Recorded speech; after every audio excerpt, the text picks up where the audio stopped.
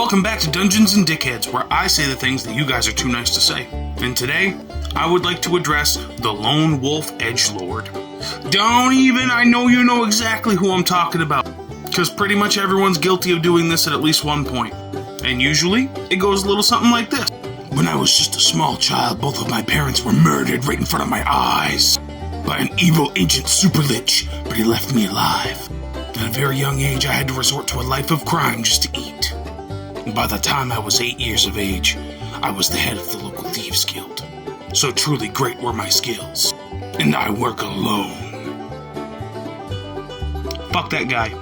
We get it, you think you're so super cool and different. But I got news for you. You're not cool or different. In fact, you are the standard rogue. You know, the stereotype that everyone laughs about.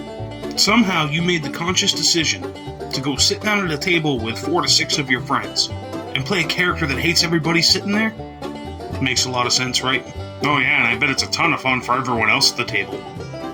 This character is boring, one-dimensional, only built for one thing, and that is to destroy. Because, you know, Dungeons & Dragons is all combat. There's no role-playing, there's no storytelling, there's none of that stuff going on. And who cares if everyone else at the table is having a good time, as long as you are, right? Dungeons & Dragons is a social game designed to be enjoyed with your friends. This means that everyone at the table should be cooperatively having fun.